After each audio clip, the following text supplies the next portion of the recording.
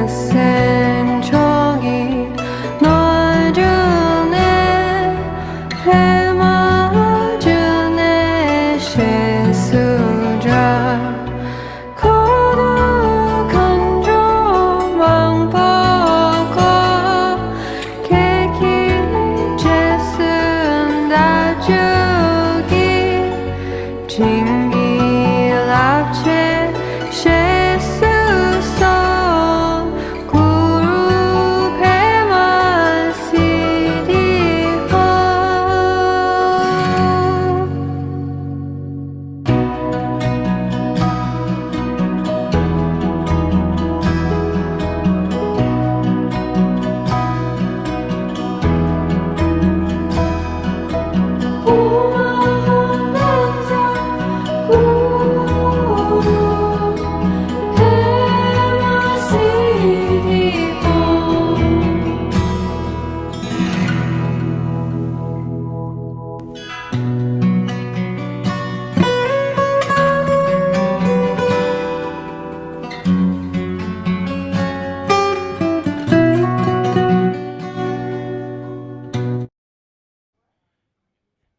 A very good evening, everyone. So welcome to Dharma teaching by Singha Rinpoche. So we will start tonight's teaching with some prayers led by Anila. So Anila, please. Thank you.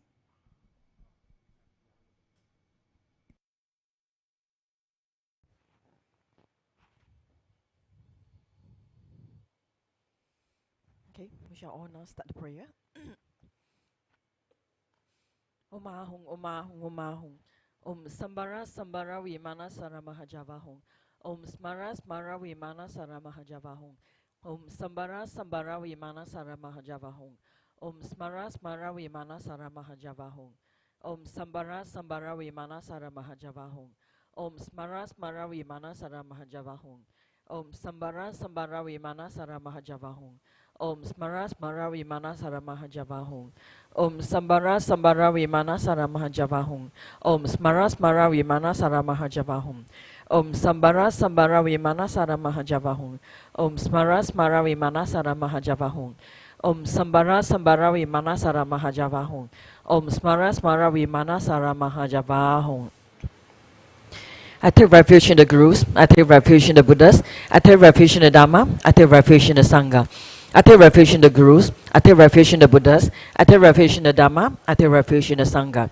I take refuge in the Gurus, I take refuge in the Buddhas, I take refuge in the Dharma, I take refuge in the Sangha. To the Buddha, Dharma and Sangha, I go for refuge until I am enlightened.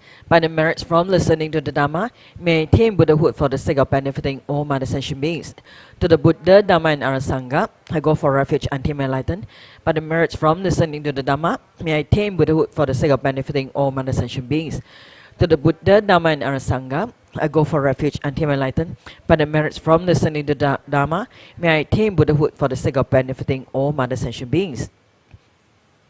In particular, I must achieve enlightenment quickly in order to free all numberless kind-minded sentient beings from the unimmeasurable ocean of samsara suffering and lead them to peerless full enlightenment. For this purpose, I must listen and thereafter put into practice the teachings of the profound Buddha Dharma. Tayata, Shami Shamawati, Shamita Shankru Ankri Mankri, Marosite Karote Gyori, Tezawati, Uloyani Vishuddha Nimani. Mana panaye, kukri kaka grasi grasani, umuki param muki amuki shamitani, sawa graha banda nani, negehitwa sarva para pawadina, vimuta mara pasha sidabitwa buddha mudra, anun gadita sawa mari, putarita parishudi, vigasantu sawa mara karmani. I prostrate to the gathering of Dakinis of the three places, coming from the supreme holy sites of space enjoying, who have the powers of clairvoyance and magical emanation, and regard practitioners as their offspring. Aka samarata shada rasa marayapi. Aka samarata shada rasa marayapi. Aka samarata shada rasa marayapi. Tayata gadi gati parakati parasamgadi bodhi svaha. Through the power of the great truth of the words of the three jewels, may all adverse conditions be overcome. May they become non-existent. May they be pacified. May all the evils such as enemies, obstacles and hindrances and adverse conditions be pacified. Shatim Kriye Soha. May the 80,000 types of obstacles be pacified. May we be separated from adverse harmful conditions. May everything conducive be obtained, and by the auspiciousness of everything good, may there be excellent happiness here and now. May all sentient beings achieve extraordinary superior happiness and its causes. May all sentient beings be free from the unbearable sea of suffering and its causes. May all sentient beings never be parted from the bliss of supreme liberation. May all sentient beings be free of all bias, attachment, and anger to near ones and aversion to others. To accomplish my own and others' aims, I generate altruistic intention to attain enlightenment for the benefit of all sentient beings. To accomplish my own and others' aims, I generate altruistic intention to attain enlightenment for the benefit of all sentient beings. To accomplish my own and others' aims, I generate altruistic intention to attain enlightenment for the benefit of all sentient beings. Reverently, I posture my body, speech, and mind, and present clouds of every type of offering, actually offered to mentally transform. I confess all my negative actions accumulated since beginner's time, and rejoice in the virtues of all holy and ordinary beings. Please remain until samsara ends and turn the wheel of Dharma for sentient beings. I dedicate all the virtues of others and myself to the great enlightenment. The Heart Sutra. Thus have I heard. Once the Blessed One was dwelling in Rajagriha at Vulture Peak Mountain, together with a great gathering of Sangha of monks and a great gathering of Sangha of bodhisattvas. At that time, the Blessed One entered the Samadhi that expresses the Dharma called profound illumination, and at the same time, noble Avalokiteshvara, the Bodhisattva Mahasattva, while practicing the profound practitioner pyramid, saw in this way. He saw the five skandhas also to be empty of nature.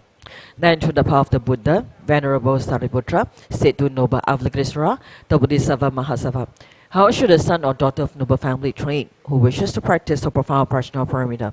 Addressed in this way, noble Avalokiteshvara, the Bodhisattva Mahasattva, said to Venerable Sariputra, O Sariputra, a son or daughter of noble family who wishes to practice the profound practitioner pyramid should see in this way. Signifies skandhas to be empty of nature. Form is emptiness, emptiness also is form. Emptiness is no other than form. Form is no other than emptiness. In the same way, feeling, perception, formation, and consciousness are emptiness. Thus, Sariputra, all dharmas are emptiness. There are no characteristics. There is no birth and no cessation. There is no impurity and no purity. There is no decrease and no increase. Therefore, Sariputra, in emptiness there is no form, no feeling, no perception, no formation, no consciousness, no eye, no ear, no nose, no tongue, no body, no mind, no appearance, no sound, no smell, no taste, no touch, no dhammas, no eye dhatu up to no mind dhatu, no dhatu of dhammas, no mind consciousness dhatu, no ignorance, no end of ignorance up to no old age and death, no end of old age and death, no suffering, no origin of suffering, no cessation of suffering, no path, no wisdom, no attainment, and no non-attainment. Therefore, Sariputra, since the bodhisattvas have no attainment, they abide by means of practitioner pyramid. Since there is no obscuration of mind, there is no fear, they transcend falsity and attain complete nirvana. All the Buddhas of the three times by means of practitioner pyramid fully awaken to unsurpassable true complete enlightenment. Therefore, the great mantra of practitioner pyramid, the mantra of great insight, the unsurpassed mantra, unequaled mantra, the mantra that comes all suffering should be known as truth. Since there is no deception, the practitioner pyramid mantra is said in this way. Deyata Om Gade Gade Parakate Parasam Gade Bodhi Svaha. Thus, Sariputra, the Bodhisattva Mahasattva, should train in the profound practitioner pyramid. Then the Blessed One arose from the Samadhi and praised noble Avalokiteshvara, the Bodhisattva Mahasattva, saying, Good, good, O son of noble family, thus it is. O son of noble family, thus it is. One should practice the profound practitioner pyramid just as you have taught, and all the Tathagatas will rejoice. When the Blessed One had said this, Venerable Sariputra and noble Avalokiteshvara, the Bodhisattva Mahasattva, the whole assembly and the world with its gods, humans, asuras, and gandharvas rejoiced and praised the words of the Blessed One. Okay, we shall take a break here.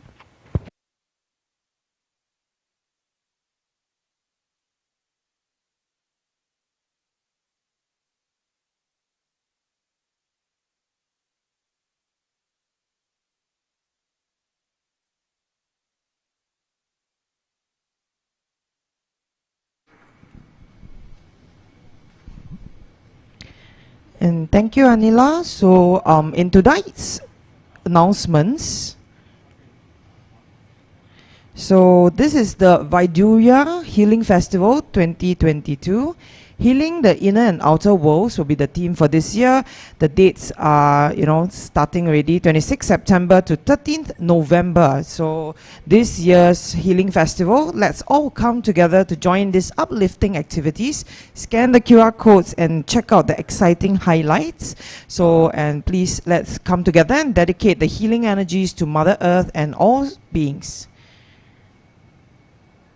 At the same time, we are running some accumulation of 7 medicine Buddha long mantras. So you can pledge your pledge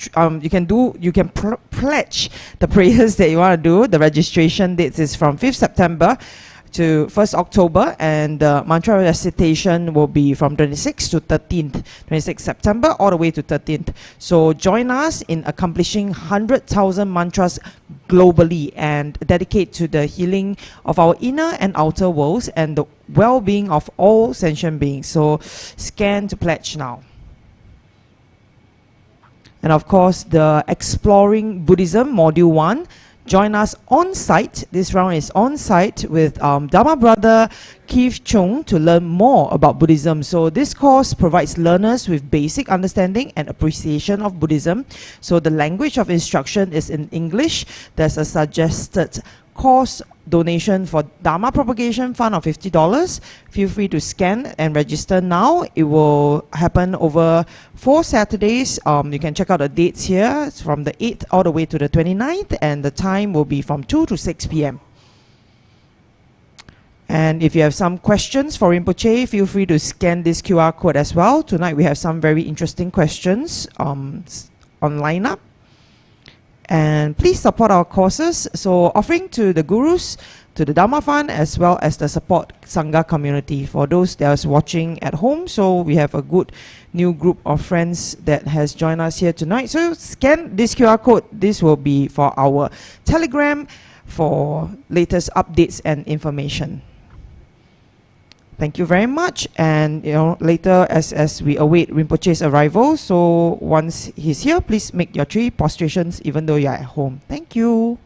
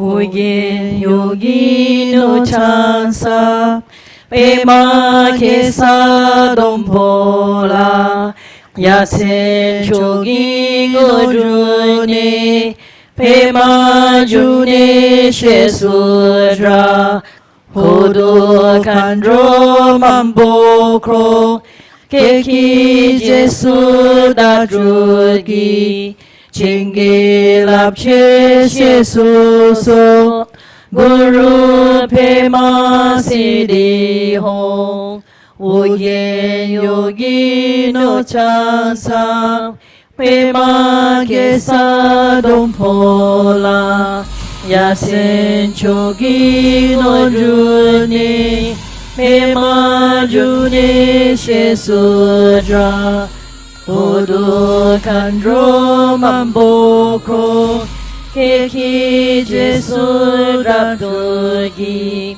Chingi lapche shesuso Uru pema siddhi hong Uyen yogi no chansa Pema kesa dompola Yasen chogi no juni Pema juni shesudra Kodo kandro mambokro Keki jesu ratuki Chingi lapche shesuso Guru pema siddhi hong.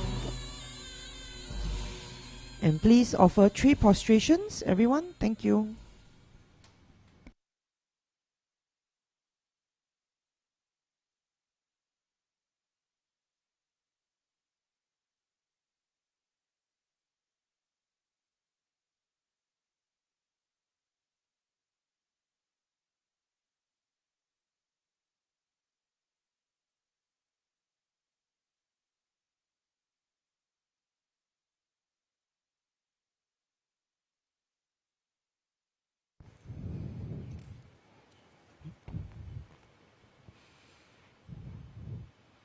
Okay, we shall now offer a mandala for the teachings.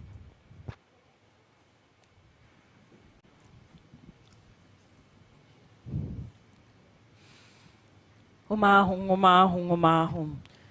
Om Vraja ground Ahum. Here is the mighty and powerful base of gold. Om Vraja line Ahum. The outer ring is encircled with this iron fence. In the center, the king of mountains, Mount Meru. In the east, the continent Bovadiha. In the south, Jambuvipa. In the west, Aparagodaniya.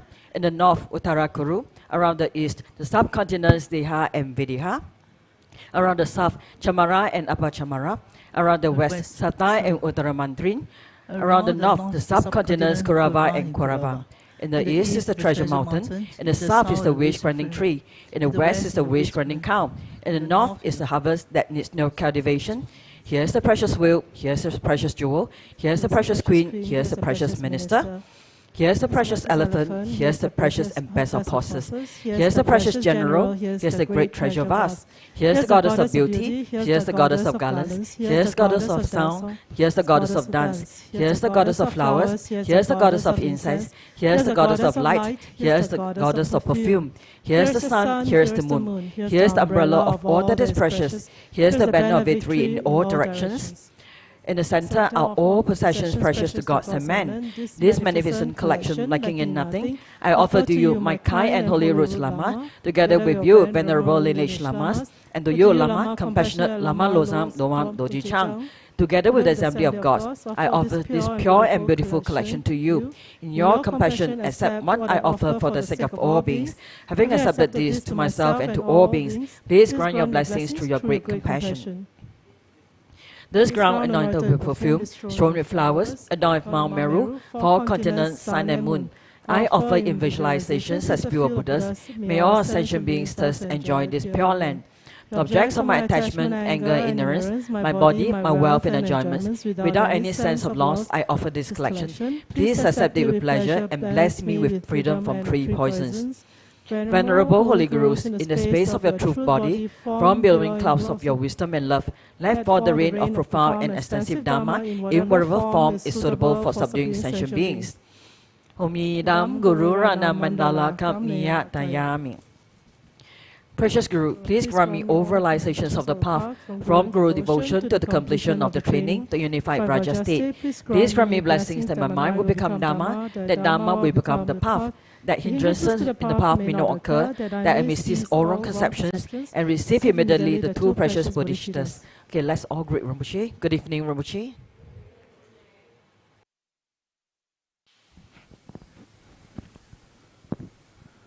Good evening. So thank you for coming and teaching. So there's some questions here, 4 questions.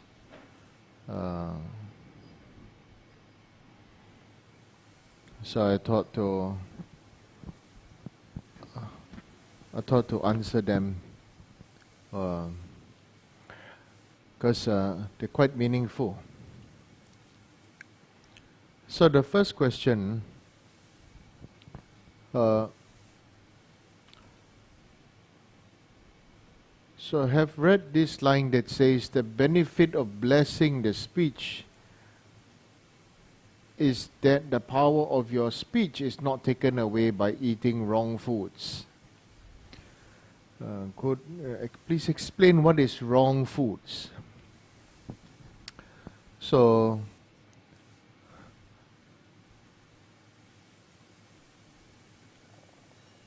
there are many different aspects to protect ourselves from being polluted.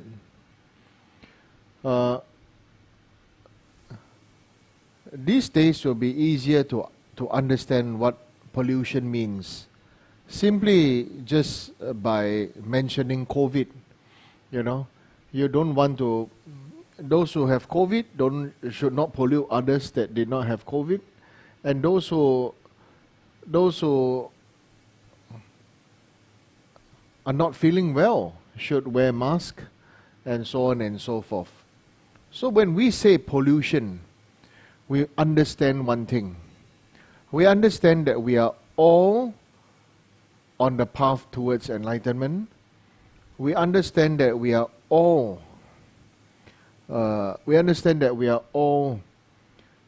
growing. Some of us are mere sprouts. Some of us are seedlings. Some of us are shrubs. Some of us have become young trees. Some of us have become like the great old trees.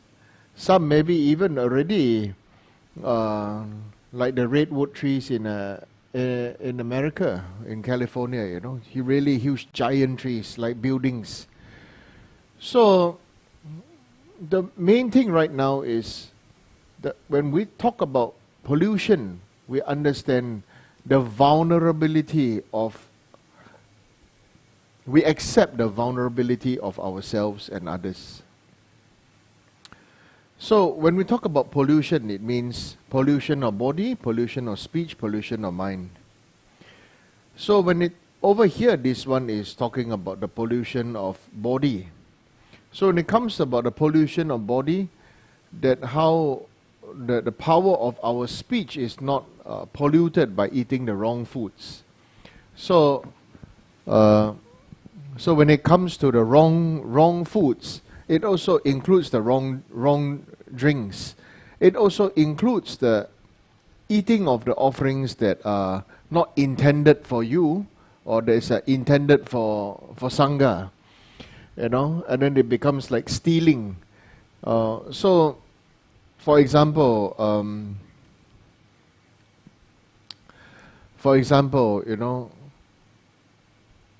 the three common, the common instructions that comes from the wrong foods would be eating the flesh of an animal that is killed in your honor, right? Accepting this thing, right? It says that, you come and we are so happy that you are here, so please eat, please have this meal. They offer you this very nice meal, right? And then actually this animal was killed in your honor. The other one is you chose the animal to kill, to eat. The third one is, you hear the sound of the animal. Animals cries and fears, and then when you hear it, you should not eat it. Like I said, my experience in India and Nepal was,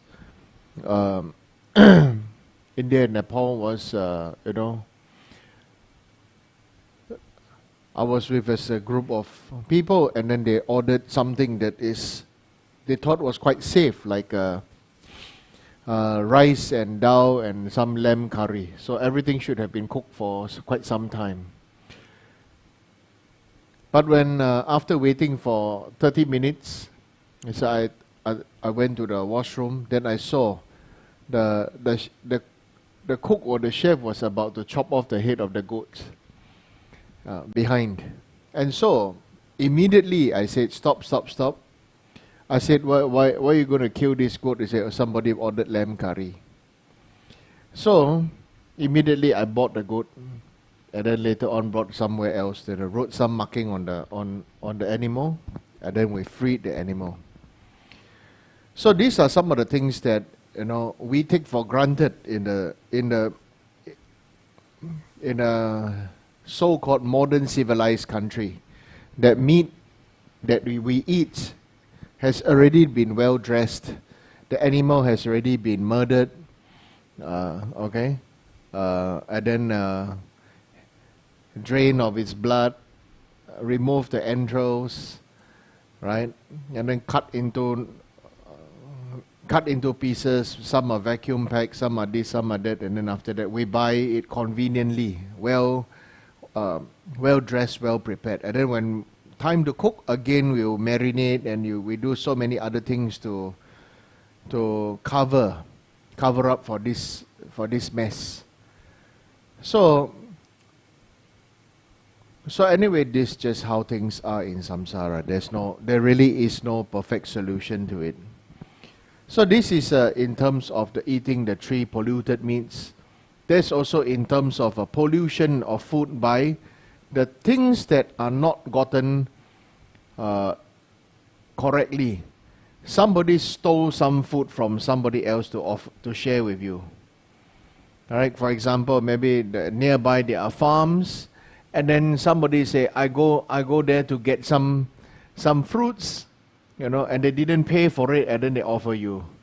And then you thank them for the fruit, and then after that, the owner of the farm will definitely not be happy.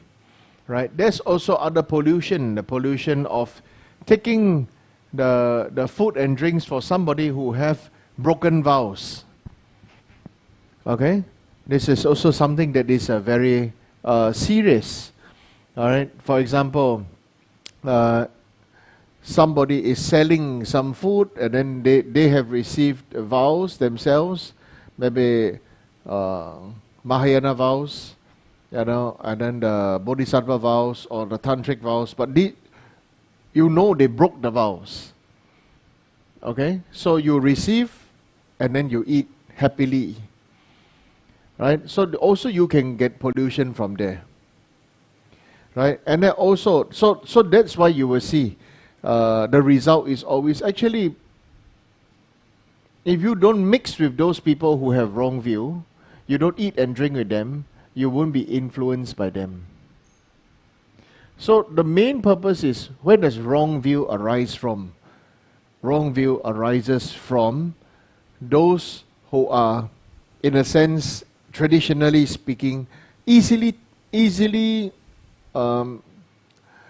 as like Mara said to Buddha and the gurus, said, I cannot harm you, then I will harm the people around you. Alright?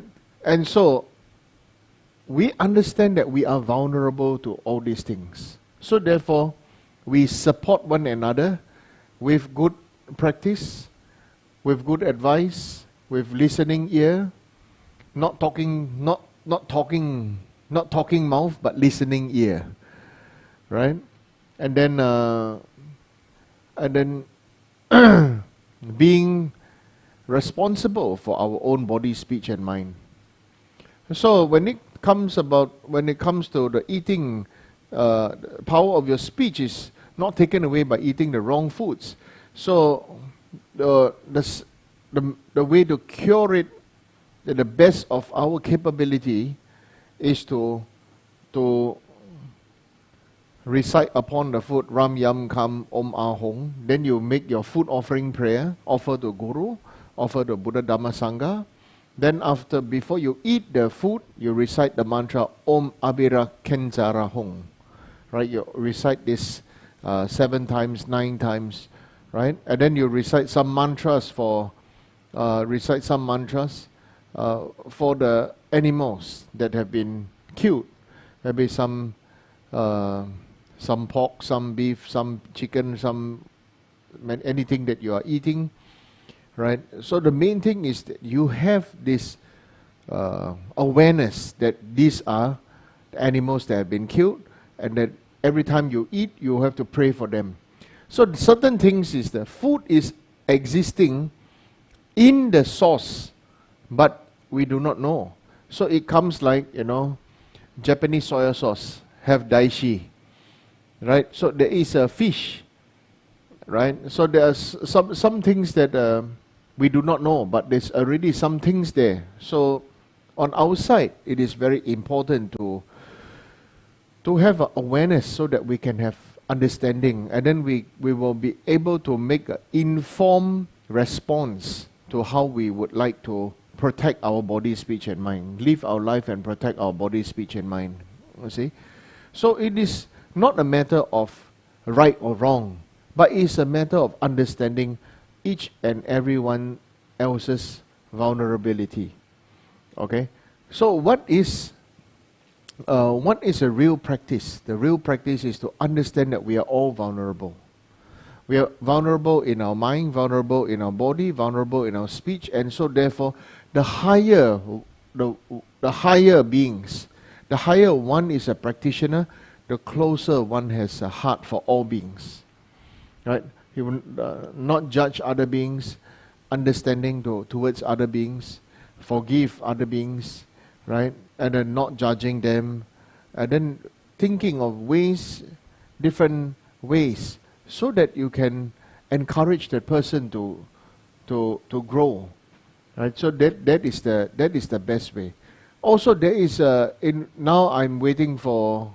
I already asked Ethan to do. It's still not ready.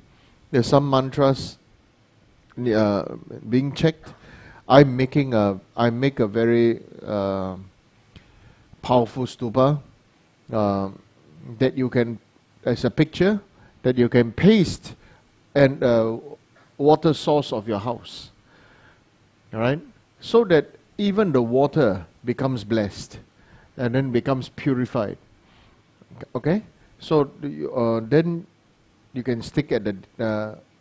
It becomes like a protection. When you see this stupa and with the mantras on it, it becomes like a protection, so that you always remember to have the heart of enlightenment for oneself and for all beings.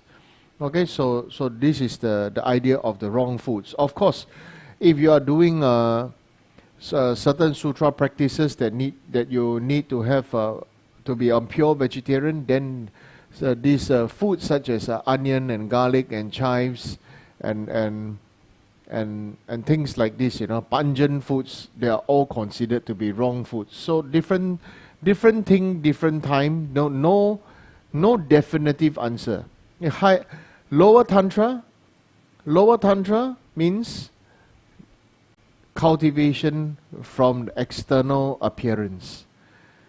Yeah. Then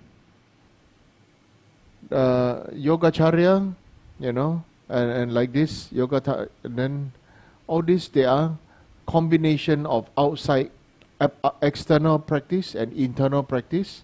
And the highest Yoga Tantra is only focused on the internal practice. So dependently on what you are focusing on, what you want to attain, then you need to focus on that deity. Focus. Right? So when you focus on that deity, when you achieve one, you achieve all. Right? You achieve one, you achieve all, and then there's no worry about needing to do so many at the same time. So wrong foods also is dependent on the level of your mind, the level of your mind, the broadness of your heart, the vastness of your heart, your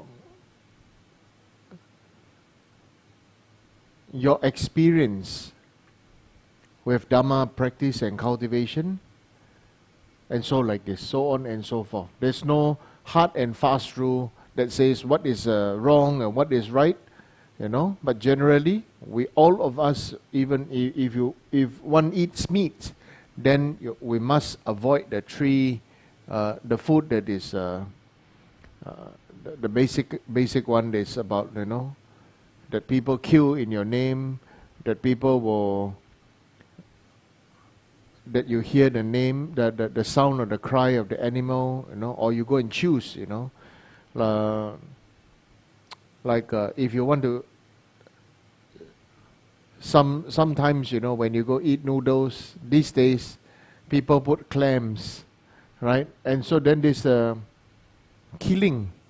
So you should look at the picture, and see if there are, or you should ask anything that is live. Always make this effort, right? Even though maybe some people feel that it's embarrassing, but whether it's embarrassing or when the power of your prayer and the power of your speech is affected, then really all those beings that relying on you, all the beings that have their hope and faith on you in your prayer, they will be affected. Okay, so like this, yeah. So this is the whole idea about keeping oneself clean in terms of body, speech, and mind. Okay, the most dangerous pollution is wrong view towards one's guru. That is the worst. That is the worst. That is the deepest pollution, right? So even though many people may tell you, like for example, I was given an opportunity to go to one country to teach, right? And then they even going to give me a license to go to that country to teach and everything. So everything looks so good. So, wow, billions of people you'll be able to benefit them and this and that, But they asked me to do something. They asked me to do something that will betray my guru. Right? Betray the teachings of my guru and betray my guru. So then yeah, what they say that, you'll be able to benefit, you'll be able to this and that, everything is 8 Voli Dharmas. Better follow your guru. Better to follow the the blessing of one's guru, the teaching of one's guru, the instruction of one's guru. Purify our body, speech and mind. Keep pure, keep clean. Clean samaya. Right? Then definitely the auspicious result will arise. Okay? So here next question is, we are told to avoid getting angry as this will burn our merits. Does this mean we should be emotionless? Example be callous to what is happening around us, to our surroundings, so as to avoid burning our hard-earned merits. This way of explaining is for children. It's for beings who are still new on the path of enlightenment. So it's like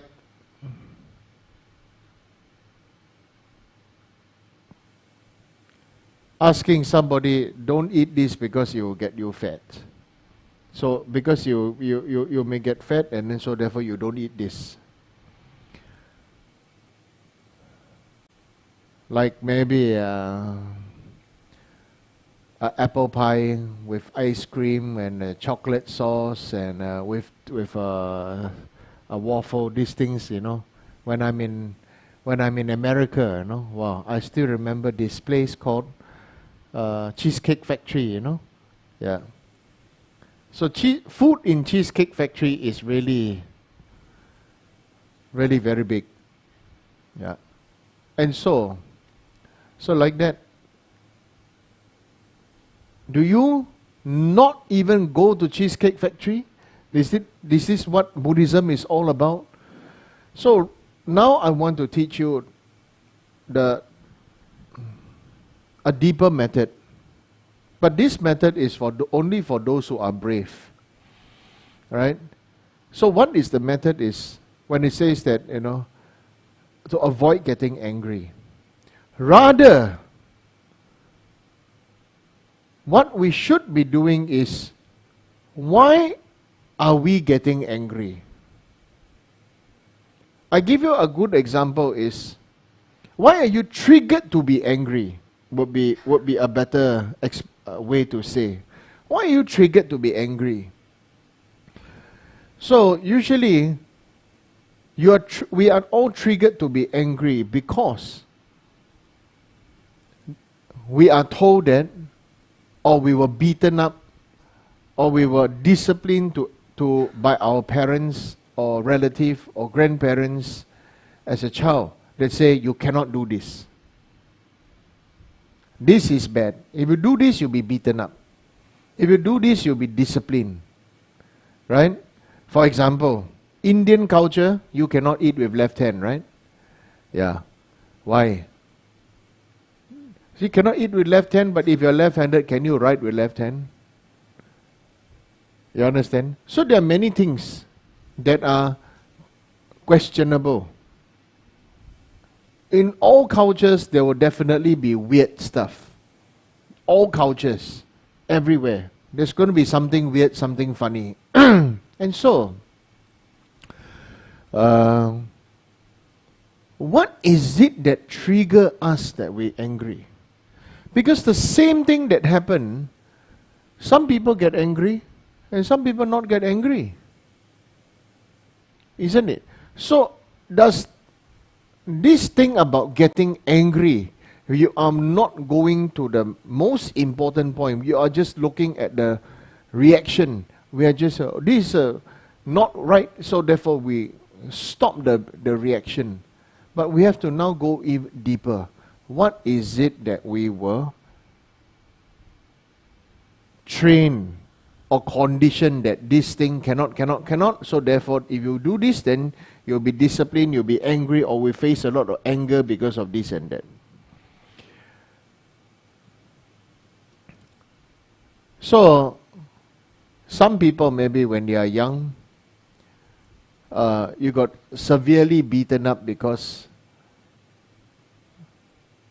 somebody accused you of lying. So when you grow up and you believe somebody lied to you, you get very angry.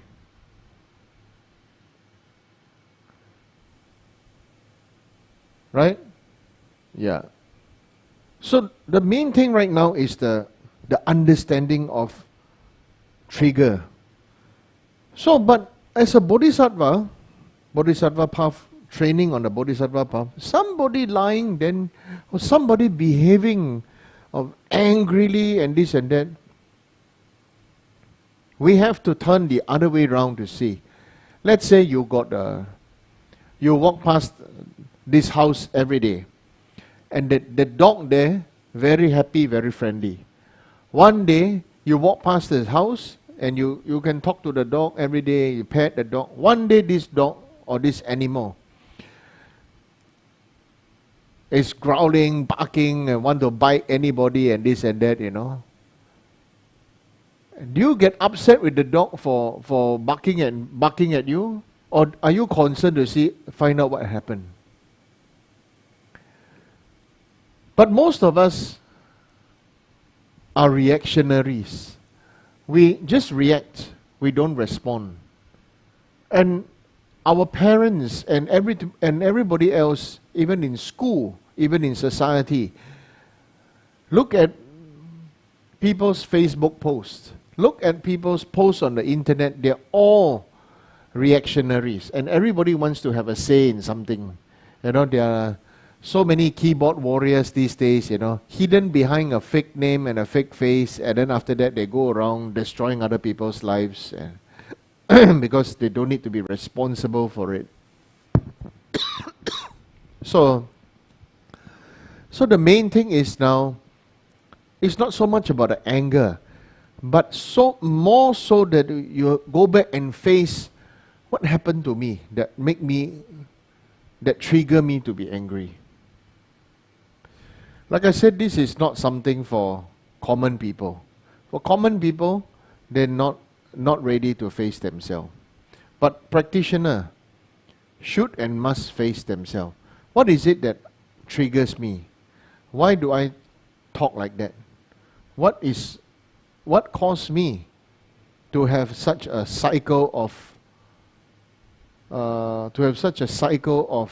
reaction? So go back to it. And then, if you feel frightened and everything again, because we don't want to face it, but if you feel it, sometimes you will remember,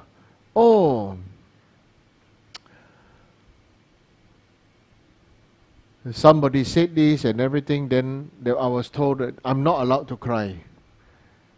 I'm not allowed to do this, I'm not allowed. But then I feel so sad at the moment, I needed to cry it out. I needed to face my experience. But you are told to box up.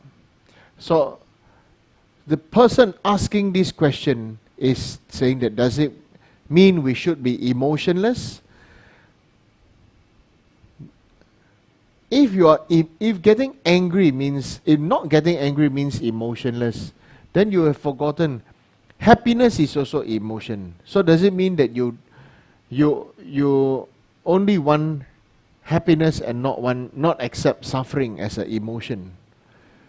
When we talk about 5 senses, the sense of touch and the sense of seeing, a sense of smell, sense of hearing, sense of tasting, sense of feeling are all the same.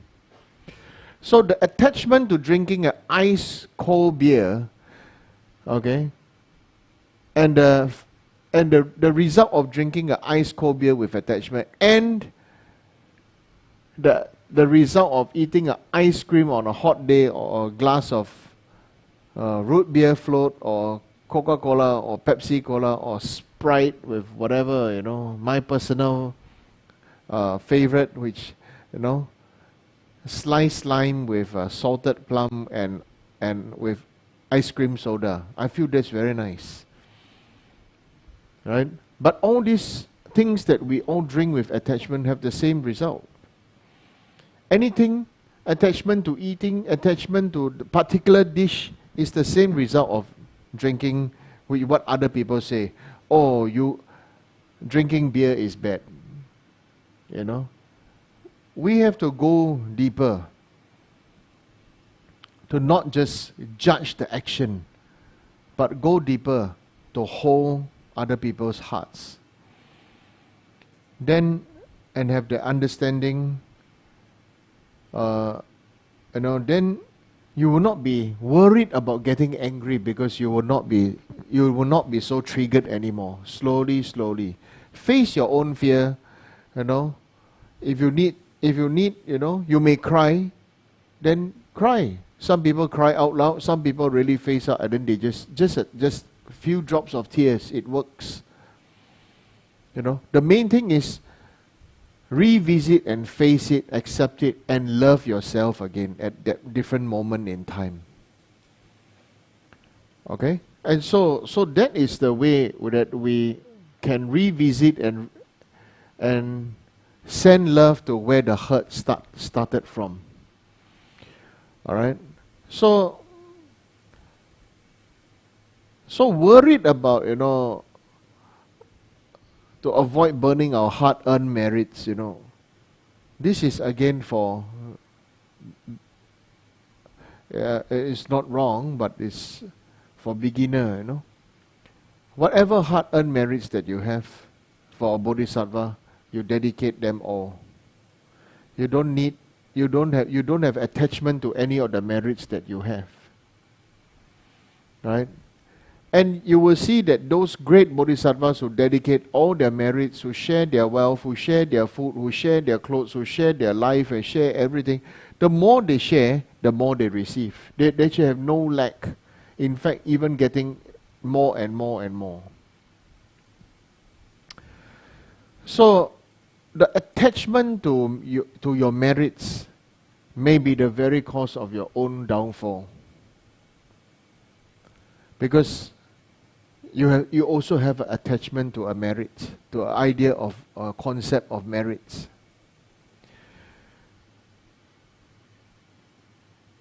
Then it's like, you know, you are giving money so that you get other people to sing praises to you. You are doing charity not because you really care, but you are doing charity because you have to do it. Right? So when we say we do Dharma practice, don't focus so much on the merits, but focus more of your heart. Okay? Forgive other people who may slow down. Forgive them who may have wrong views and this and that. If you are not strong to talk to them, then don't be the one to talk to them, because you may get polluted in the end. Because we are all vulnerable. We are all vulnerable. So even there's so many people who criticize. There's so much unbelievable wrong view that criticize His Holiness, criticize gurus. This is clearly their wrong view, because they are triggered by their own experiences, which may not be which is not a reality, may not be a reality, but a conjuring of their own mind. Yeah. So like this. So when it comes to that, then we should understand it as such. Next, do you have some advice for dedicated lay Vajrayana Buddhist practitioners who want to engage in an intimate spiritual friendship? Intimate, then where got friendship? Intimate is relationship. Just dare to say lah. Huh? Yeah. My advice for dedicated lay Vajrayana Buddhist practitioners who want to engage in an intimate relationship, face yourself, admit it, but you must know, when it is Vajrayana, you are doing it for the sake of others. Not because you want to get a gratification, but really as an offering. Everything that you do is the offering for others. Offering of companionship, offering of advice, offering and sharing of your body, speech and mind, offering of support, offering of your money, offering of friendship. Many people forget, once they get into intimate relationship, they are not each other's friends anymore. They become the best enemy to each other. They trigger each other, then they quarrel. Either in the name of Vajrayana, in the name of this and name of that, all this bullshit starts to come out. Alright? A relationship, whether Vajrayana or not, needs mutual love and respect. Okay? needs understanding, especially if it's Vajrayana practitioners. You know, keeping the commitments, keeping your commitments, keeping your vows, right? Don't criticize and curse women. Don't criticize and curse men. You know, yeah, these things very, very important. Or even in the tantric vows, everything.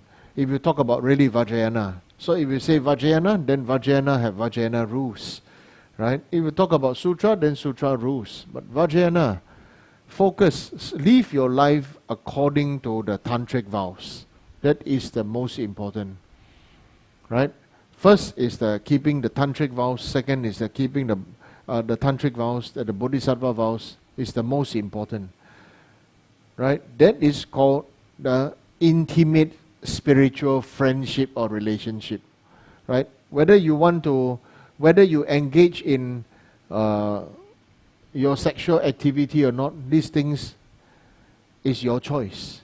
Respect your own choice, right? Then that is your own choice.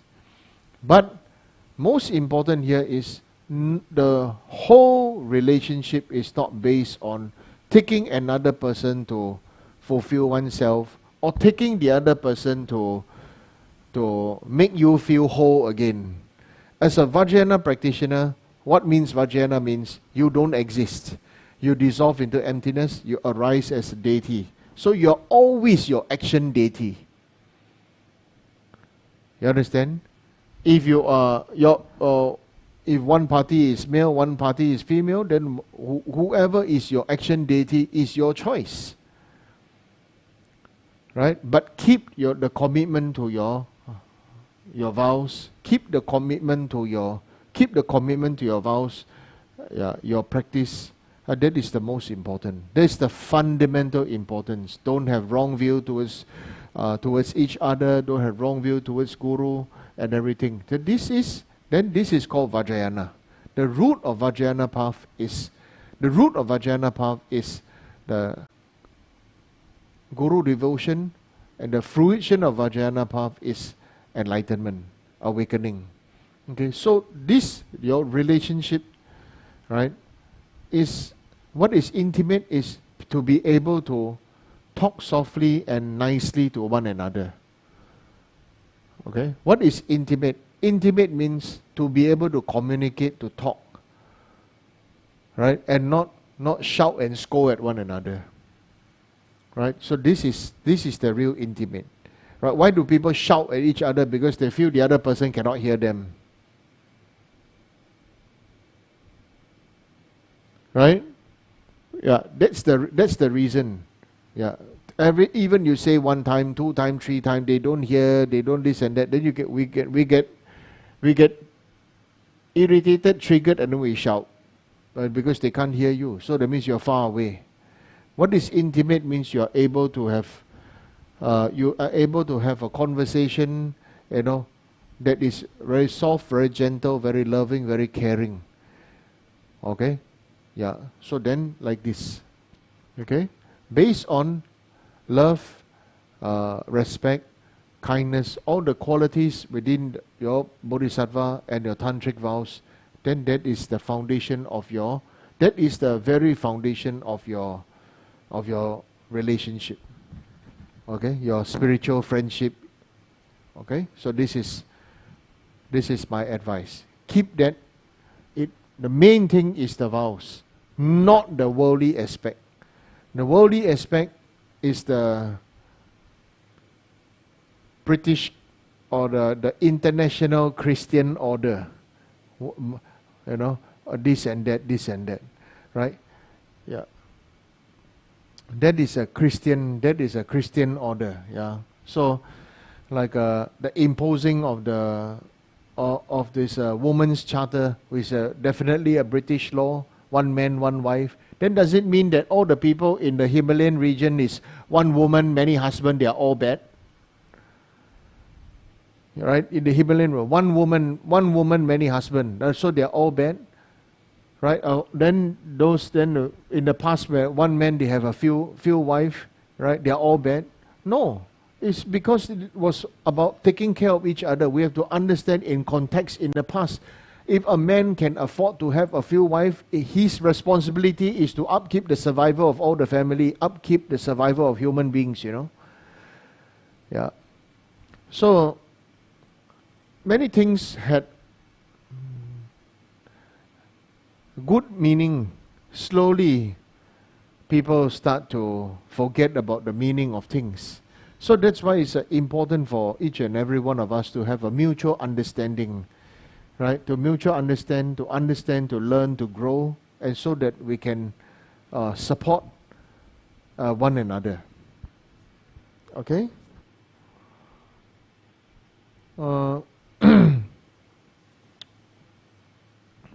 In which realm do spiritually advanced bodhisattvas, for example, Avalokiteshvara, Manjushri, live in? There is a different level of answer to this.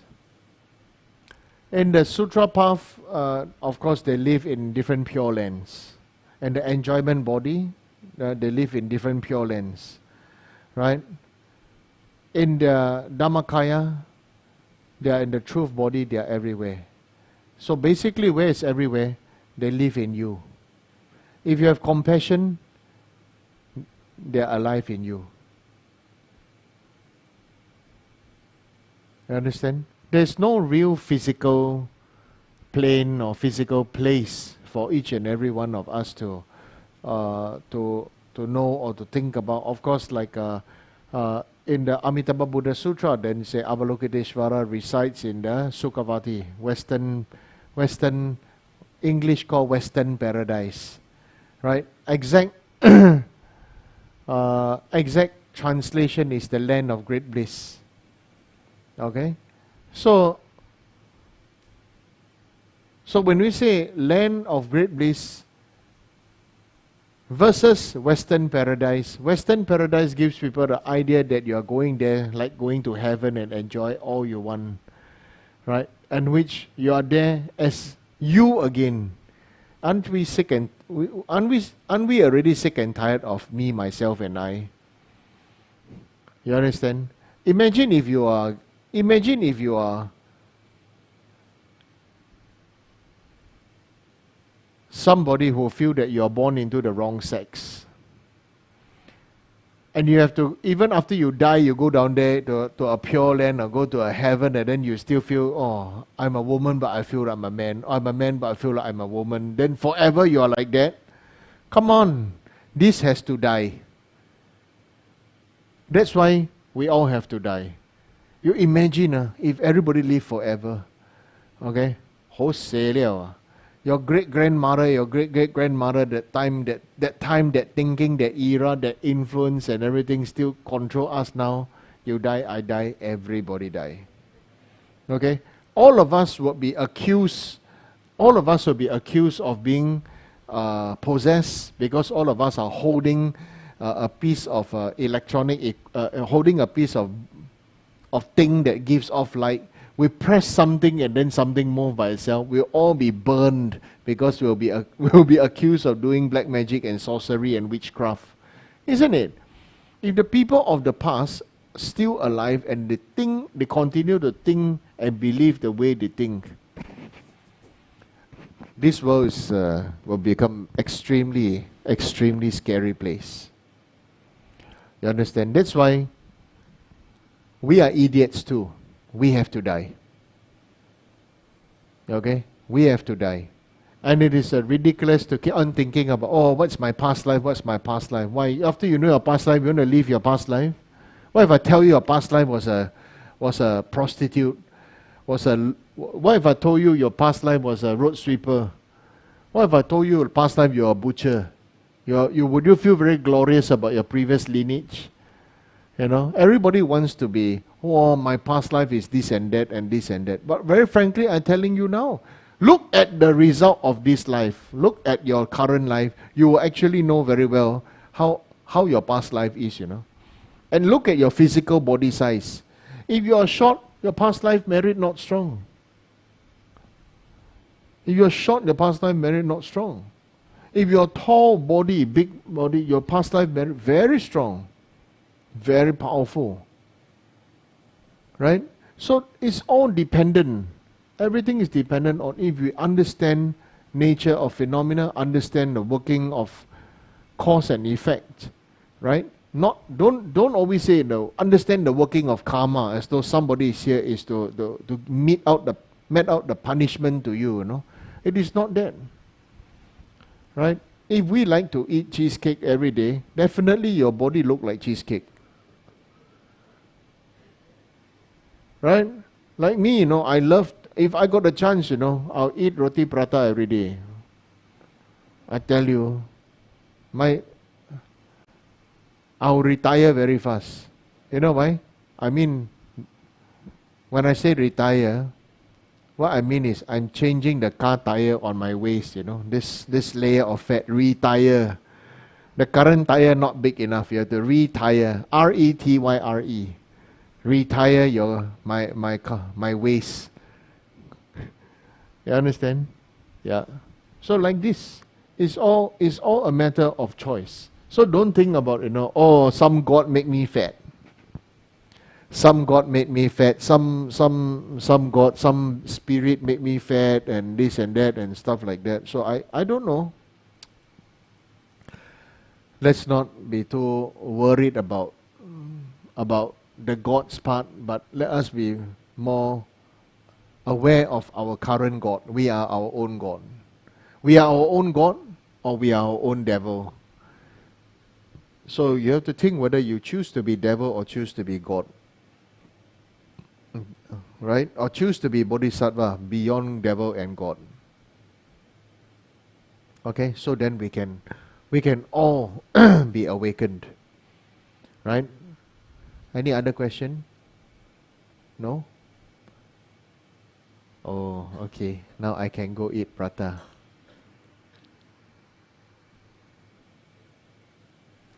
Yeah. It's very, very auspicious because the other day we did Chitamani Tara Puja, right?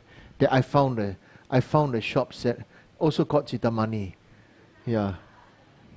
And it was like a Chitamani, you know, wish fulfilling jewel.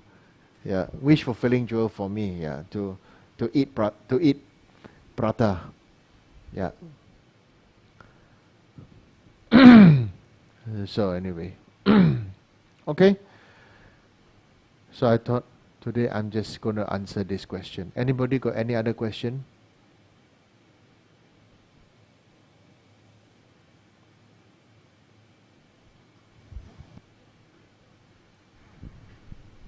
Hello.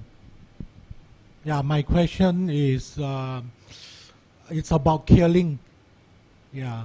So I'm just wondering, we all know that it's wrong to kill, but do you automatically accumulate bad karma by killing? Even if you have good reason. For example, during wartime, if you don't kill him, he will kill you and probably your whole family. And then maybe if you are working as a pest controller, you kill a lot of insects. So does all this automatically means it's bad karma? Thank you, Guru. Right now, suddenly, you know, you go berserk, and then after that, very angry, you lose your mind, you're very angry, you want to beat your wife up, you take a knife, you want to stab your wife, and I happen to be there, I take a big bamboo stick, whack on your head, or break your arm and break your shoulder arm because you're holding a very scary weapon because you want to kill your wife, then am I bad karma? Suddenly you die. Am I bad karma? You see, many questions can be just intellectual, but if I put you back inside, you know the answer yourself. It is all about motivation. Yes, wartime. Will I kill the enemy? Depends. If I have self-cherishing thought and to kill the enemy, yes, bad karma. Okay? But in a worldly way, people say that, oh, there is love, there is this, I have to protect my children, protect my husband, protect my wife, protect this, that, I kill them, this and that. Okay, you fair enough reason, you know, there's some good karma, there's some bad karma, pollution. But there is a way that you can have you you can accumulate merit by killing, right? Is you kill because you know that person, if he comes in and he kills, he will accumulate so much bad karma. So you want to save him from accumulating bad karma, you kill him first. You go to hell, doesn't matter. This is honest. Proven. Buddha's previous life, he did this. He killed 500 men. Yeah, Buddha's previous life killed 500 men. The act of killing is wrong. So actually, do you cook? Do you boil water? Yeah, you kill one. You kill bacteria, it's not killing, man. When you get sick, do you eat antibiotics? You're killing one. So, you understand what I mean? If we worry so much, it's an extreme. But we should rather do the things that will not, will reduce significantly the arrival of pests. You see? Like maybe along the drains or whatever, you pour some bleach and everything regularly, every day. Maybe you wash and keep clean, This they don't like, they won't come. Rather than end up the situation where don't do, and then after comes a lot, then to call pest control, you also feel bad. You don't call pest control, also you also feel terrible. You understand? Yeah. So for those people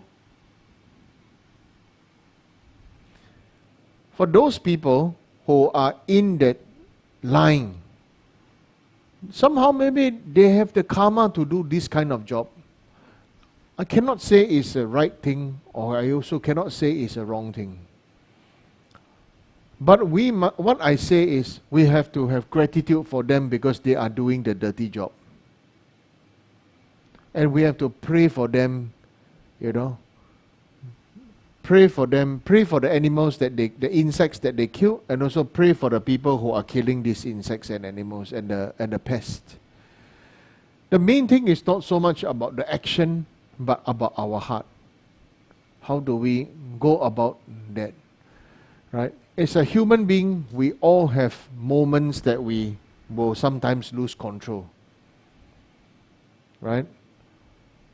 And so that's just the way things are. Yeah. Awareness and willingness to take responsibility is the way to go. Right? We also have to admit that we are not perfect. We are full of desire, full of craving, full of anger, full of lust, full of happiness, full of everything. We should face up to it and accept it. Be responsible for it, okay? And so that, we also would not blame other people, would not judge other people and this and that. So we work together to make the world a better place, like that. So that's why it is a Buddhist community. We all know we have craving. We all know we have desire. We all know we have anger. We all know we have jealousy. We all know we have bad experiences outside, in and out. We all know we have lust. We all know we have this and that. But we accept that all of us have our moments, so we support. This is a better way to lead our life rather than to wonder about, how this, what is the way. Because there's no definitive right or wrong. Proven by, I ask you, do you boil water? You see, what's the purpose of boiling water? Make the water hot? Or really to kill off any bacteria? You understand? Yeah. There was some ridiculous minister, important person. I think he was a minister in India, who took the river water to drink like that, saying that it's clean enough. He really got really sick. But the people that really do drink that water, they take that water, they filter it, they boil it, and they drink it. Right?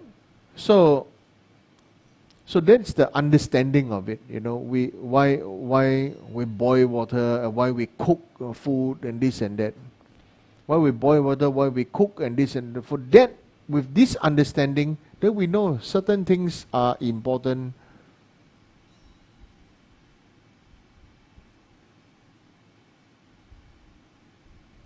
It's okay, you can go. I will catch you back later. Yeah. No, it's my long time friend. Okay, what else? Any other question? Yes?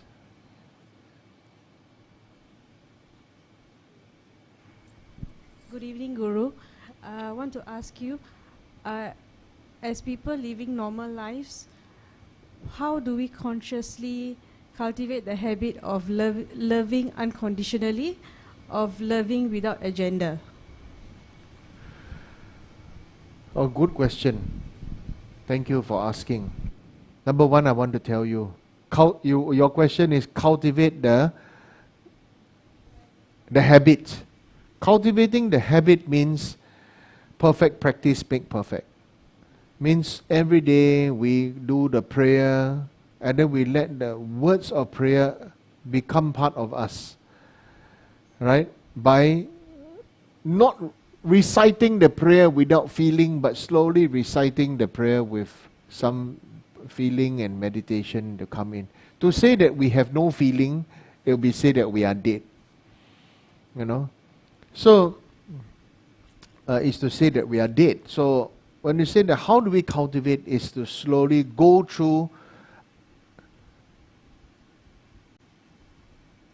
the four immeasurables of Buddhism.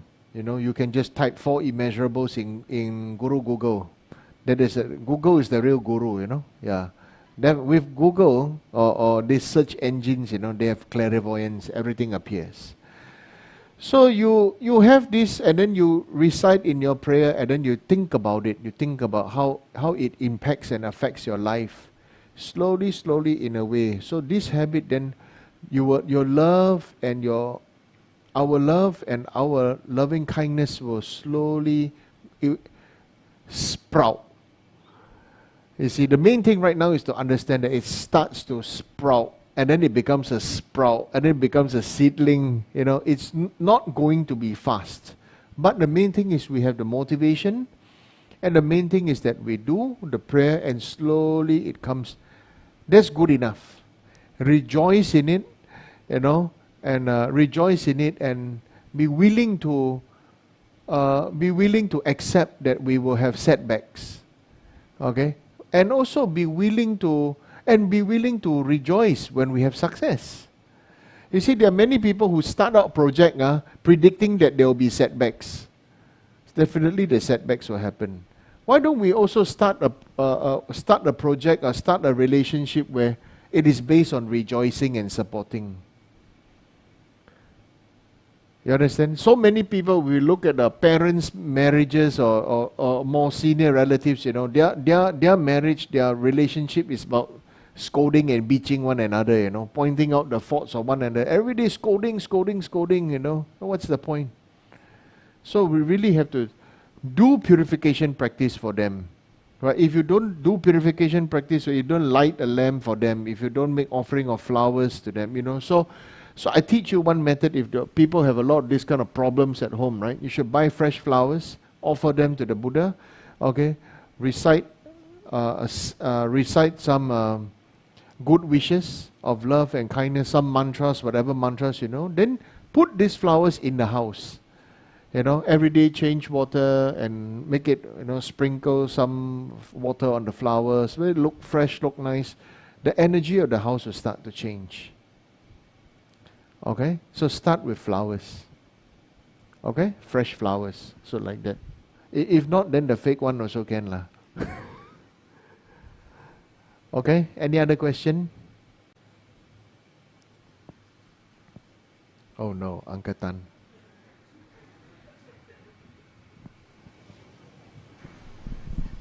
Good evening, Rinpoche. Okay, the other day I have some rash. Every time I see Uncle Tan, you know, every time there's exams. No. Sincere from the heart, this question. the day I have some rashes on my feet. Then I was turning on the hot water and then washing it and rubbing it. Then it was like, wow, very shocked by the feeling. It was like, oh, then I was making all the very shocked noise and then then my son said, hey, Papa, what are you doing? The moment it came and then I was asking, what was the cause for desire? Because at that moment I was craving to rub it.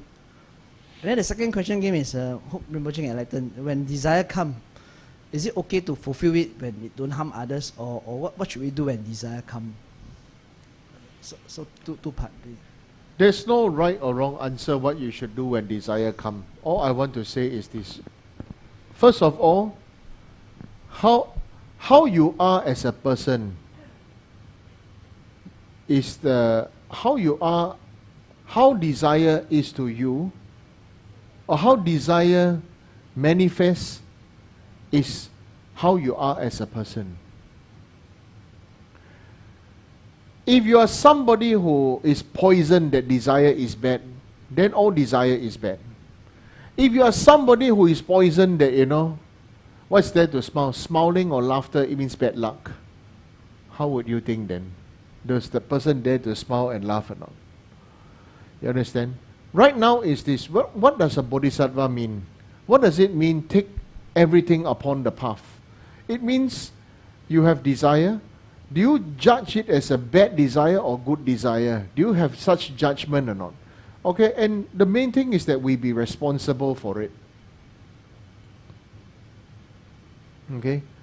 Then you decide what you want to do. And then you have to adjust your own mind, your experience. Whether did it only just make you happy? Or did it make you and your partner happy? Did you fulfill your partner? Or you are doing it just for selfish reason? Or do you even cherish the other person? Or so many other things. So how do you see that thing is the result of what is inside you? Right? The whole of Buddha's teaching talks about the same thing, the very basic. What you see is what you are.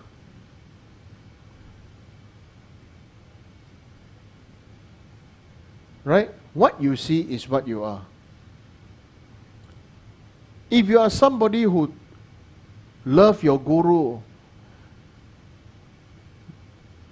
love your practice, love the teachings and everything, then anything that is with regards to guru practice and the teachings and our salvation for ourselves and all beings, you take it with love and inner joy. It's not a slipshod practice. Just take a handphone, take the photo because you have to take a photo, do something because you have to do a water bowl because you are told you have to do water bowl. You do your sadhana practice because you have to do sadhana. You burn incense because don't buy also buy already, just burn it, Yeah, have to light butter lamp because Lama Sifu Rinpoche say must do, like this. Then you understand the effect, the expression of the thing is there, but the manifested result that will come is very different. You see, there are some people who are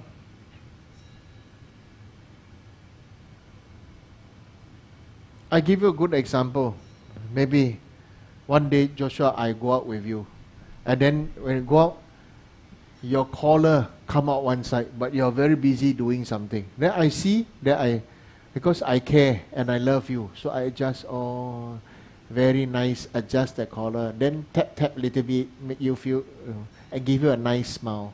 There are some people who say, your collar, make properly. Okay. Same result, neat collar. The result is a neat collar, but the process getting there, hey, stupid, don't know how to do your collar, is it? You don't even care about your own appearance. So what what you experience, what you this, what you that is just what you are. You understand? So when you say that, oh, is it okay to go ahead with your desire and this and that? My answer is, it's your decision. Right? Your decision to whether you want to receive vows. Buddha never forced you to take the 5 precepts. Buddha never forced you to receive refuge. Buddha never forced you to become monk or nun. Like that. Buddha also never said that his disciples cannot visit prostitute. Because he never said that.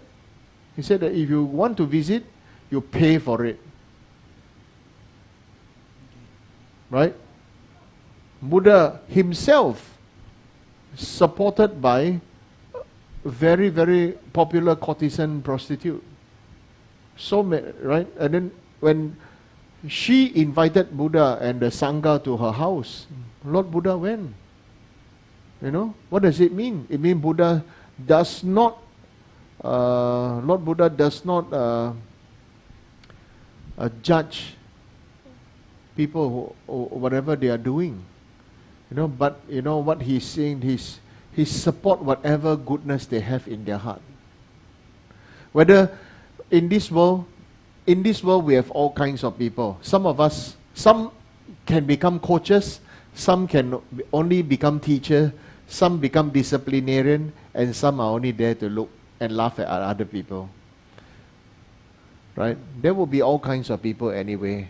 Anyway, everywhere. Yeah?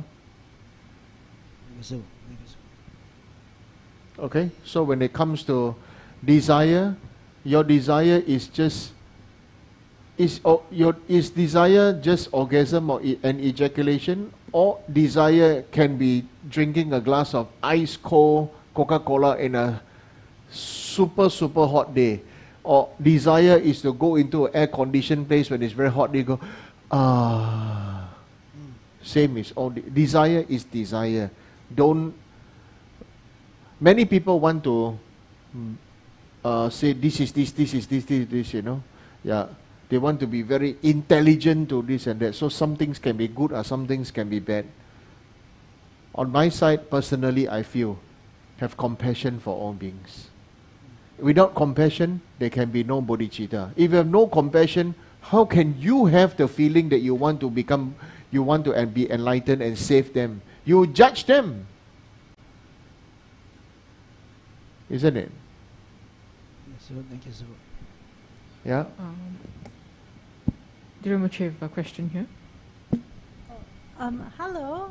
I noticed that you have a number of lay ordained, and I was wondering how you teach renunciation to your lay practitioners. You're lay ordained as opposed to monastic ordained?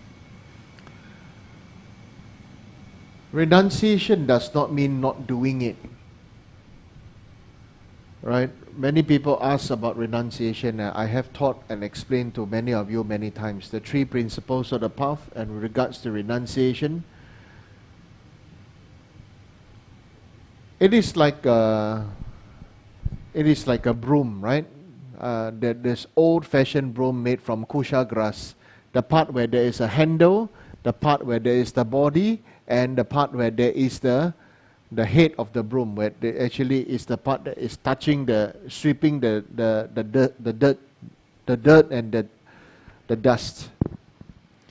So renunciation, number 1, is for some people total abstinence, because it's like if somebody is very addicted to smoking, right, and they want to stop, or they need to stop because of health reasons, then don't put them in a situation where they are surrounded by the situation of smoking. Then better to stop, then stay away, dependent on the severity of the condition. Right? So this is the most basic or foundational renunciation. The second renunciation, right, is the part where you renounce, but you are there, and you don't want to be affected by it. Okay, you don't want to be affected by it, but you are there. It means, for example, you renounce the attachment of cheesecake. All right, I like this place, Cheesecake Factory in US, right? At Destiny Mall, I remember. Right, so I go there, and actually, personally, I don't know much about cheesecake. It's Hui Jin and everybody says that cheesecake. So after that, I just take, But the cheesecake's so big. So when I'm there, there's cheesecake, right? And I'm diabetic, right? So renunciation. What do? Do you not eat at all? So I eat. I taste everything but eat nothing. That is renunciation. You are not, it's like the head of the broom, You are, the purpose is to sweep the ground, but the head of the broom may be dirty, but it doesn't mind because it recognizes that its job is to sweep off the dirt. But, once you wash and clean, the broom can become clean again. Renunciation does not mean total abstinence, but due to medical, due to personal reasons, you need definite abstinence, that's okay. Renunciation really means releasing of the craving, desire, and attachment to that particular thing, particular object, particular person, or particular feeling. So that is how I would explain what this whole idea of renunciation is all about. Okay? Does not mean that, like for example, I love Indian food, right? Yeah. But I have to renounce my attachment or desire or craving to eat Indian food every day. Right? Because I have so many people, everybody wants, please try this, please try this. I won't tell you what I like, but I will taste everything and eat nothing. And it will be enough. Right? If you have total abstinence for some people, it creates a direct reaction from cannot to immediate swing to the other extreme to judge. Like for example, maybe that person say, oh, you cannot drink beer. You renounce attachment to beer. But some people say, oh, you cannot drink beer. Totally cannot drink beer. Then the person say, okay, I totally cannot drink beer. All the people that I know cannot drink beer. All the people who drink beer are bad people. The world, many people just very easily swing to the other extreme because since they were bad, now they want to be good. But it's not about being good and bad. Dharma cultivation practice is really about being close to all beings. Release the judgment and the idea that you are high or they are low or they are high and you are low. But we can be close to all beings. Right? I give a very good example. This example I always laugh. Right? In Indian culture, there is the people who wash clothes for other people, the dhobi, are considered low caste people. Right? So the dhobi low caste person, so the dhobi wash clothes for the Brahmin. How ridiculous, right? Somebody do the dirty work to wash your clothes, but then the clothes is worn by the Brahmin. And the Brahmin, if he feels that he is high caste, then because he has got everything clean, it's ridiculous because all his things are being touched by a low caste person. You understand? Everything that he eats grows from the ground. Dharma practitioner must have the most important heart of gratitude. The attitude of gratitude is the most important for each and every one of us. Okay? So this idea of who is rich, then who is powerful, the idea of caste system, high caste, low caste, high class, low class, Oh. Don't forget how high your class. If you sit right on a horse, you are breathing the same air as the horse. You're breathing the same air as the cow. Right? Your shit is not going to smell any more fragrant than any other shit. Okay? Shit is shit. Alright? Any other questions?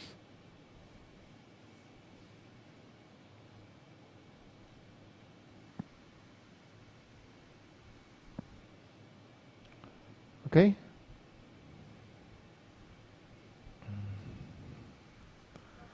A follow-up? Your point 3 was to release craving, desire, and attachment to a person or thing. And do you have any suggestions on how to do that? Release craving.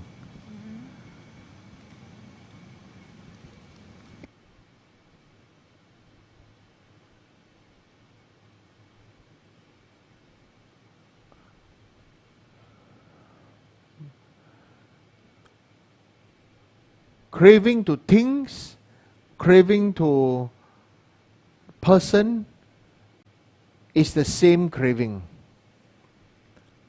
Many people start the thing is that craving to thing is okay, but craving to person is not okay. But craving is craving. So how to release that is actually to love that thing that you crave.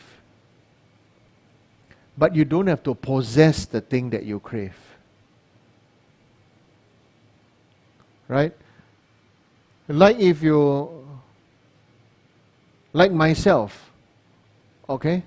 I have one personal hobby. My hobby on my own is I like to design jewelry. And I like to think about using give a meaning to the jewelry that I design with Dharma. So sometimes I draw and everything. Then after that I fantasize about making jewelry. Right? So, but I don't have the money to do all this. So what I do? I offer them in the mandala. Inner mandala. Right? If you're attached to this man or this woman, accept it, but offer this man or this woman in your mandala. Don't reject them. Don't reject your craving. Don't reject your desire, but accept it and offer it. This is like, you got problem, your things, you got upload to cloud, right? You upload, right? You download blessing, you upload problems also. Okay? You have to surrender your problems.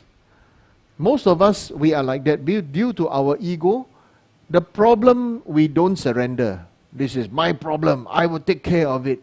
Sometimes, it's not sometimes. We are mortals. We need to give our surrender, the craving or the desire to want to be heroic to our Guru, to Buddha, Dhamma, Sangha. So in the mandala offering, you offer them. So some people may have lust and desire for this particular man, this particular woman, or this particular thing, like jewelry or house or car, Ferrari, Porsche, this. Many people come and tell me all these kind of things. Then I say, it's okay.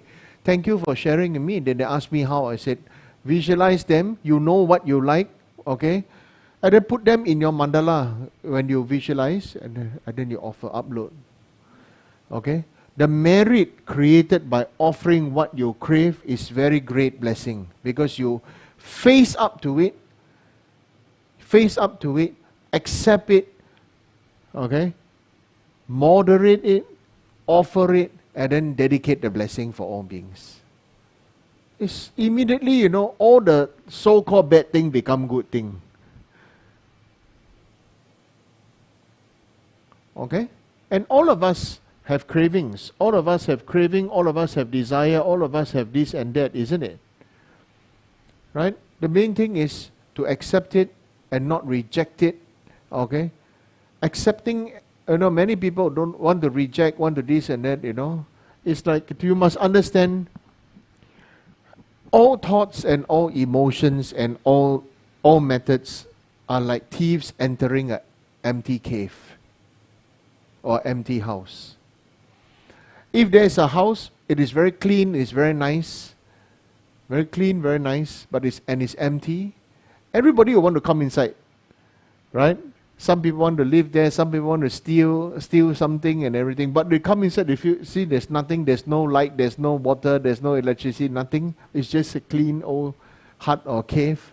They will come in for a while, rest, then they'll feel bored, they will leave. Such is the same as with our own meditation. Some people, the idea, I meditate, I must become like, Bodhi-Dharma.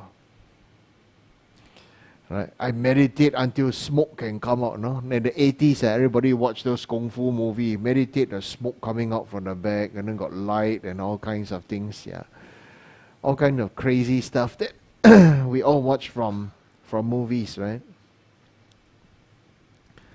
So like that, offer them. Don't reject them. Acknowledge them. Acknowledge them. The correct English word, acknowledge them and offer them. And that will be easy for all of us. Okay? So some people have a particular attachment to some supermodel, some strong attachment to BTS. Now I know this thing called BTS.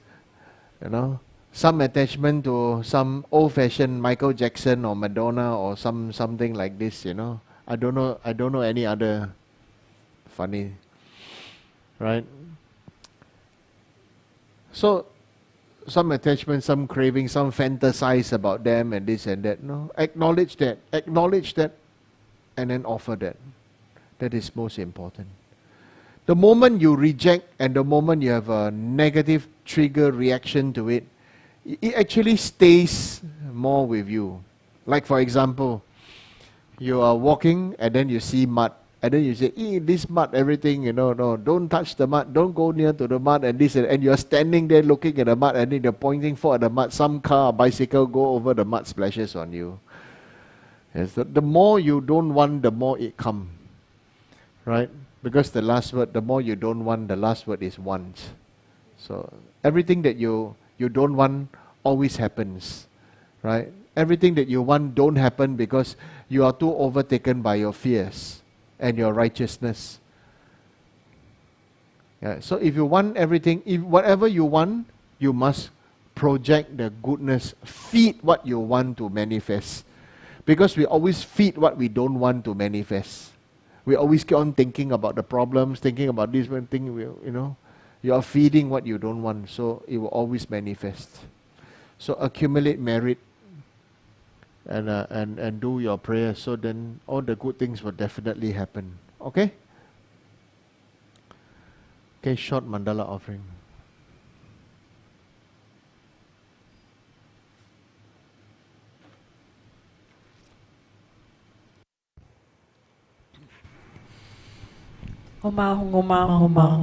This ground anointed with perfume, strewn with flowers, adorned with Mount Meru, 4 continents, sun and moon.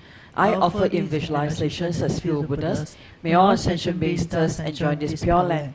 May my venerable Guru's life be firm, his wide divine actions spread in the 10 directions, and the torch of Losang's teaching dispelling the 3 worlds being darkness always remain. Om Yidam Guru Ranam Mandala Kapniyatayami. Okay, let's go on to recite Rinpoche's long life prayer.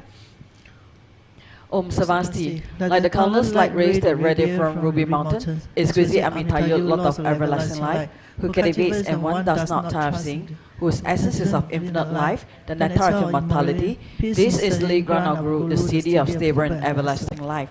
You are intelligent and skillful in upholding traditions of Buddha, spreading holy Dharma through explanations of practices, in order to lead disciples onto the path to liberation. You are the one who is ungoing guide.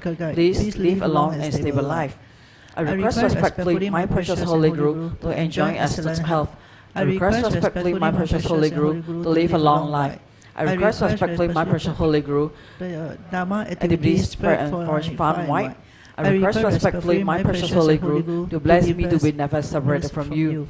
In all my future rebirths, may I never be separated from my perfect Guru. May I enjoy the magnificent Dharma, and by completing the qualities of stages and path, may I quickly attain the state of Vajrayana. Okay, let's do a dedication. Due to this merit, may I soon attain enlightened state of Guru Buddha, that I may be able to liberate all sentient beings from the suffering.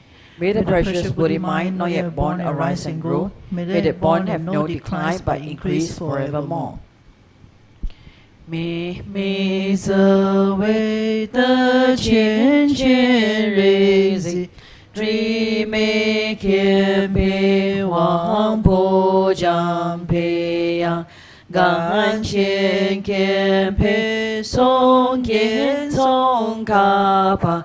罗萨扎培沙拉索瓦迪，弥弥则为的千千瑞子，追美天培王婆将培养，感千天培松天松卡帕。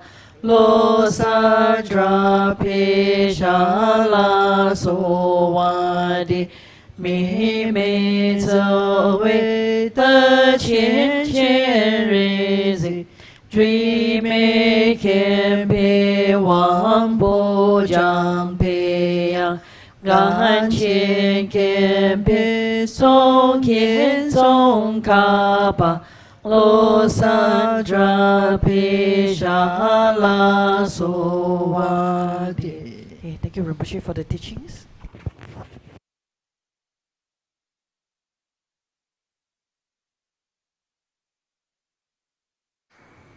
And 3 prostrations, everyone. Thank you.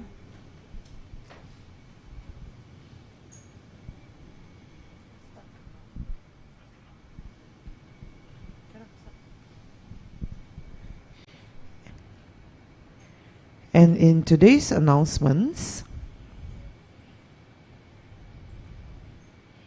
the Vajrayana Healing Festival is here. So, healing your inner and outer worlds, the campaign has started from 26th of September all the way to 13th of November.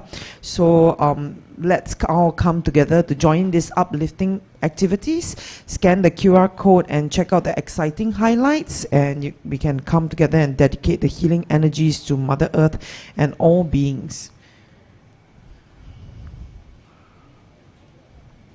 At the same time, we are doing an accumulation of 7 Medicine Buddha long mantras. Registration dates for pledging is open all the way to 1st October, and the mantra recitation, it's from 26th to 13th of November. So join us in accomplishing 100,000 mantras globally. So, and we can dedicate the healing of our inner and outer worlds and the well-being of all sentient beings. So scan here to pledge now. And it's time for Exploring Buddhism Module 1. Join us on site. This round is on site with Dharma brother Keith Chung to learn more about Buddhism. This course provides learners with basic understanding and appreciation of Buddhism. The language of instruction will be in English, and the suggested course donation for Dharma propagation will be $50. It will happen over 4 Saturdays in October, so from 2 to 6 p.m. Scan to register now. So you have seen how Rinpoche has answered all the questions. So they are fed through this link. So feel free to scan it so you can feed all the questions for the upcoming weeks here. And do support our courses to offerings to the gurus, to the Dharma Fund, as well as the support Sangha Community Fund. Thank you for watching us online. So feel free to scan all the respective codes. And this will be that QR code to use to join our Telegram channel for latest updates and information. Well, thank you very much. So this is Ile signing off, and we will see you soon on site. Good night.